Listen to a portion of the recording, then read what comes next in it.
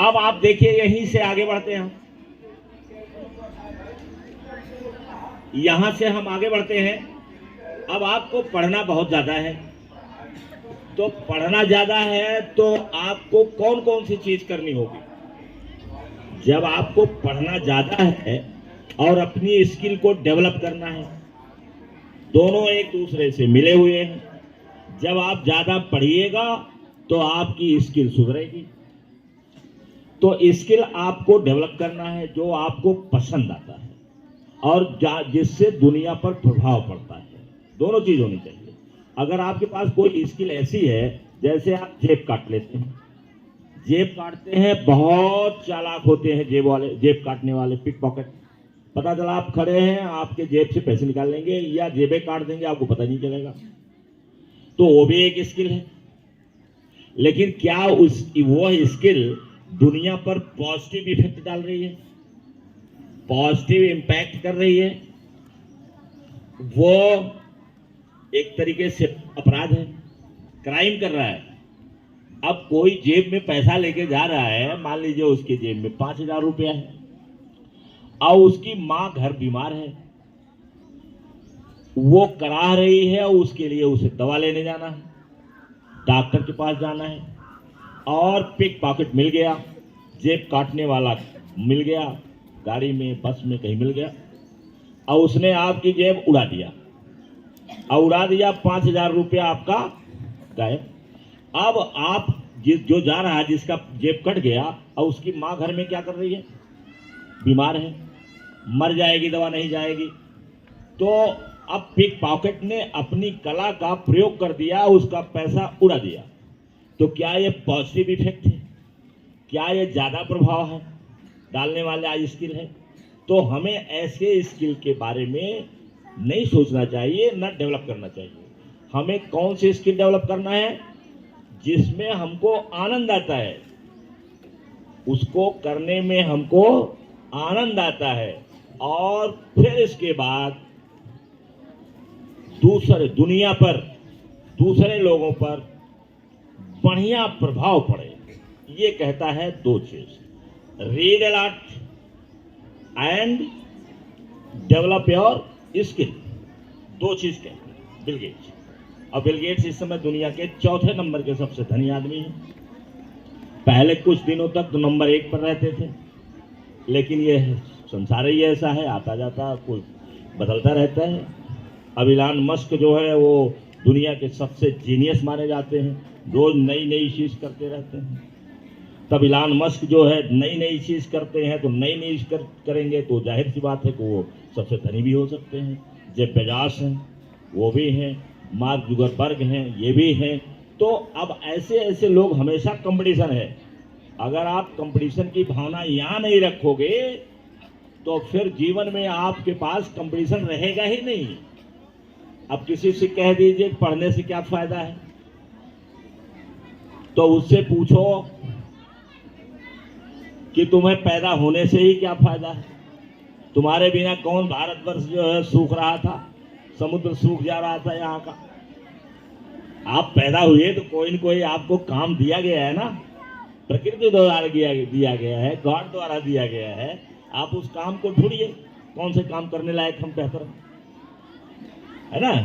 तो ये चीजें हैं। आप यहाँ जो निगेटिव लोग हैं, जो कुछ नहीं कर सकते, वो अनाप शनाप क्वेश्चन करते रहते हैं। तो आपको पढ़ना है, तो पढ़ने के लिए आपको जैसे स्कूलिंग करना है, जब तक आप पढ़ रहे हैं तब तक तो आपको फीस देना है, किताब खरीदना है, समय खर्च करना है, अपनी डाइट सही रखना, अपने बॉडी को सही रखना है, अपने ब्रेन को सही रखना है, ब्रेन को बूस्ट करना है। इसमें क्या खाएं क्या ना खाएं ये भी आता है कि कौन सी चीज़, जैसे हमारे ब्रेन को बूस्ट करने में सहयोग नहीं देता है चीनी, शुगर। आप शुगर को कम कर देना चाहिए, शुगर नहीं खाना चाहिए। तो ये सब आपको देखना पड़ेगा, कहाँ हम सेक्रीफाइस करें, कौन सी चीज़ हमें अच्छी लगती है फिर भी हम न करें, अपने बॉडी को फिट रखें, ब्रेन को फिट रखें। तो इस तरीके से आपको कई काम करने रहेंगे। अब पढ़ने के लिए बाद में जब आप हो जाएंगे, बाद में हो जाएंगे, तो आपको किताबें लेना पड़ेगा। किताब को आप अच्छी अच्छी किताब जो है ले करके पढ़िए, जैसे आपके सामने एक किताब रखी हुई अभी कल आई है, चर्चा मैंने किया था, तो मैंने कहा शायद 5,000 की है, लेकिन 5,000 की नहीं है, वो 2,000 समथिंग की। जैसे मुझे बताया गया कि 5,000 की होगी, ये डॉलर में लिखा था, लेकिन वो आई है तो 2,000 समथिंग की, 2,000 कुछ रुपया, 40 रुपया, 18 रुपया, कुछ ऐसे।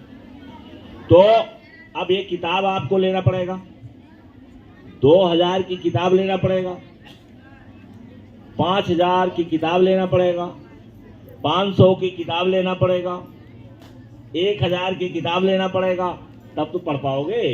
अब जो लोग रोज हर महीने एक किताब पढ़ डालते हैं, तो बताओ कि 12 महीने में 12 किताब उनके पास रहती है कि नहीं रहती है। तो किताब आपको खरीदना पड़ेगा, किताब खरीदने के बाद आपको पढ़ना पड़ेगा, पढ़ने के बाद जो आइडिया उसमें आएगा उसे नोट करना पड़ेगा, उस आइडिया के अनुसार आपको काम करना पड़ेगा। तो पढ़ने के लिए जब वो बिल गेट्स कहते हैं कि रीड ए लॉट, और बिल गेट्स ही नहीं सारे लोग कहते हैं, किसी से पूछो तो दुनिया का सफल आदमी है, वो कहता है रीड ए लॉट, बहुत ज्यादा पढ़ो, रीडर बनो। हम भी कहते हैं रीडर बनो, रीडर बनो, खूब पढ़ो। और यहीं से शुरुआत आपकी होती है, यहीं से आप शुरू करते हैं, यहीं से। क्योंकि जो बच्चा अभी मैंने पता लगाया है कि क्या हाल है बच्चों का, तो कह रहे थे कुछ बच्चे तो बहुत बढ़िया है उनका, लेकिन कुछ बच्चों की बड़ी खराब आदत है। रोज यही आपको बताते हैं, घर में आप पढ़ते नहीं हैं, घर में आप याद कर नहीं करते हैं।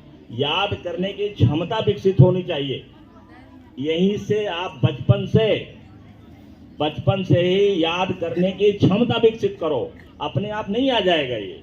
कुछ लोगों को रेयर केस में अपवाद के स्वरूप में कुछ लोग ऐसे होते हैं जिनको कोई बात ज्यादा याद रहती है, लेकिन बाकी सबको करना पड़ता है, उनको भी करना पड़ता है। जिनको ज्यादा याद होती है वो भी न पढ़े तो याद आ जाएगा, वो सवाल न लगाए उनको याद आ जाएगा। ऐसी कोई विधा नहीं इस दुनिया में है कि आप सवाल न लगाइए, मैथमेटिक्स का आप क्वेश्चन हल न करिए, उसको देखिए नहीं और आपको दे दिया जाए आप लगा लीजिए, ऐसा हो सकता है? आपको अधिक से अधिक अभ्यास करना पड़ेगा, अभ्यास अधिक से अधिक करना पड़ेगा, ताकि मेमोरी आपकी स्ट्रांग हो जाए। और मेमोरी जब स्ट्रांग रहेगी तो फिर आप आगे चल करके जब परीक्षा आएगी तो उसको आपको रिप्रेजेंट करना आना चाहिए। वो भी एक कला है।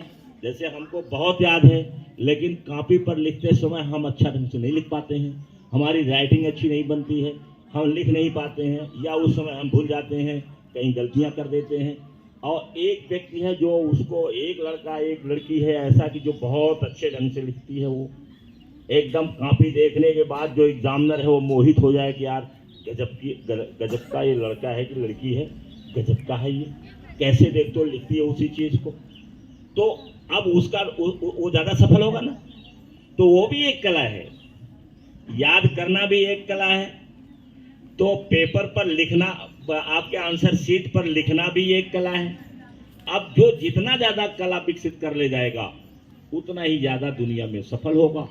और दुनिया में सफल आप नहीं होंगे, दुनिया में सफल नहीं होंगे तो आपको कोई पूछने वाला नहीं मिलेगा। और इसके ऊपर जो किताब लिखी गई है, रखी गई है, जो सामने है किताब, साक्षी दौड़ के ले आओ, वैसे जाओ, चप्पल वो मोजा खराब हो जाएगा, पहन लेना दूसरा, दौड़ दौड़ के। तो ये देखिए किताब, इसमें जो फॉरवर्ड लिखा है वो देव राम से, हम उसको रैम से पढ़ते, देव रैम से इसमें फॉरवर्ड लिखा है। आप देखे होंगे किताबों में, हिंदी किताबों में प्राक कथन लिखा जाता है, प्राक कथन। तो फॉरवर्ड है ये, फॉरवर्ड लिखा किसने? देव रैम से। और इस किताब को लिखने वाला कौन है? रबाई डैनियल लैपिन, इनका नाम है रबाई डैनियल लैपिन। अब ये किताब मैंने कहीं उसकी समरी कुछ पढ़ा और मैंने सोचा ये किताब तो बहुत अच्छी है, इसको पढ़ना चाहिए। और आप लोगों को मैं चाहता हूं कि इस कीचड़ से बाहर निकलिए, जिस कीचड़ में आप रहते हैं इस कीचड़ से बाहर निकलो। तो ऐसी किताबों का उदाहरण हमारे पास होना चाहिए। तो इसमें जो लिखा है, देव रैमसे ने जो लिखा है वो लिखा है कि मुझे मेरे डैड से जो सबसे बढ़िया बिजनेस का लेसन मिला वो ये है कि उन्होंने कहा, the most important business lesson my dad taught me was that money comes from work। क्या उन्होंने सिखाया? मनी कम्स फ्रॉम वर्क, काम से आती है money. Don't talk to me about what you deserve. अब लोग कहते हैं इनके फादर कि मुझसे ये मत बताओ कि मैं इसके योग्य हूं, और what you are entitled to, कि तुम्हारे ऊपर लेवल क्या लगा है, तुम्हारे ऊपर शीर्षक क्या लगा है कि एमएससी हो, एमएससी फिजिक्स हो, एमएससी केमिस्ट्री हो, एमएससी मैथ हो, इससे हमें मतलब नहीं है। क्या आप कौन सी चीज के लिए इंटाइटल्ड हो, ये नहीं मतलब मुझसे है। क्या मतलब है देखो, no one going to hand you anything. कोई भी आदमी आपको कुछ देने नहीं जा रहा है, अर्थात कोई भी आदमी आपको कुछ देगा नहीं। This has been true since the beginning of time. ये कहते हैं आज नहीं, आदिकाल से यह किया जा रहा है। आदमी देता किसको है? जो काम करता है। You have got to leave the cave. ये इंपॉर्टेंट लाइन है। उन्होंने कहा कि तुम्हें गुफा से बाहर निकलना पड़ेगा, तुम्हें गुफा से बाहर निकलना पड़ेगा। जैसे चिड़िया घोंसले से बाहर निकलती है। God has given worms to the birds. चिड़ियों को गॉड ने इंसेक्ट्स दिए हैं, कीड़े मकोड़े दिए हैं, वर्म्स दिए हैं, लेकिन करना क्या पड़ेगा? It has to get out of its nest. लेकिन उसे अपने घोंसले से बाहर निकलना पड़ेगा। तो वो कहते हैं कि तुम्हें अपने गुफा से बाहर निकलना पड़ेगा। और क्या है? किल समथिंग, बाहर जाकर के मारना पड़ेगा किसी चीज को। और फिर क्या है? एंड ड्रैग इट होम, और उसको खींच करके घर लाना पड़ेगा, तब जाकर के वो तुम्हारा बनेगा। अब इस चीज को अगर आपको समझाएं कि जैसे एक शेर शिकार करता है, एक चीता शिकार करता है, और पहले तो अपनी मात से बाहर निकलता है शिकार के लिए, और शिकार जब करता है तो उसके मुंह में जो शिकार रहता पकड़ लेता है वो, और उसको खींच करके लाता है। और तब तक उसका अपना नहीं है जब तक वो पहुंच न जाए अपने घर, अपने अड्डे पर न पहुंच जाए, क्योंकि बीच में हाइना मिलते हैं। हाइना जो बहुत बदतमीज होते हैं, 12-12, 13-13, 14-14 का झुंड रहता है इनका। और अगर शेर शिकार लेके जा रहा है, ये उसको घेर लेंगे, और घेर लेंगे, इतना तंग करेंगे उसे कि कभी कभी तो मैंने देखा कि वो छोड़ के हट जाता है। पता चला कि एक को दौड़ाने जाएगा, तब तक जो 12-13 रहते हैं, एक को दौड़ाएगा, वो उसको भगाने की कोशिश करेगा। जैसे शिकार को ही रख दिया, लेके जा रहा, वो घेर लेते हैं। घेर लेने के बाद उसको खाना शुरू कर देते हैं। पता चला एक तरफ वो दबाए हुए हैं और थक जाते हैं, वो दौड़ते समय थक करके थोड़ा सांस लेने लगे, तब तक वो पहुंच जाएंगे, खाने लगेंगे। तो एक को दौड़ाएगा वो मारने के लिए, तब तक जब तक एक को दौड़ाता है तब तक जो 10-12 रहते हैं वो खाने लगते हैं। फिर वहां से आता है, फिर एक को दौड़ाता है तो एक भाग जाएगा, तब तक फिर खाने लगेगा, दूसरे खाने लगेंगे। देखो इस तरीके से हाइना होते हैं। कहने का मतलब हमारे समाज में इस प्रकार से बहुत सारे हाइनास हैं कि पता चला आप मेहनत करोगे, लाभ दूसरा लेके चला जाएगा। आपने मेहनत करके और कहीं मेहनत किया, आपने 1000 रुपया पाया, रास्ते में गए, बस से जा रहे हैं, मोटरसाइकिल से जा रहे हैं, बाइक से जा रहे हैं, पता चला कि कहीं आप बैठ गए और पता चला जेब आपका साफ हो गया, या आप गिर गए या गिरा दिए आप, तो वो घर में तो जाएगा नहीं। जब तक घर में नहीं जाएगा तब तक आपका नहीं है। तो कहते हैं कि आपको केव से बाहर निकलना पड़ेगा, गुफा से बाहर निकलना पड़ेगा, किसी को मारना पड़ेगा, माने किल एनीथिंग, शिकार के लिए है कि आपको शिकार मारना पड़ेगा, फिर उसको ड्रैग करके कहाँ ले आना है, घर लाना है, अर्थात जहां आप रहते हैं वहां लाना है, और तब वो आपका अपना होगा।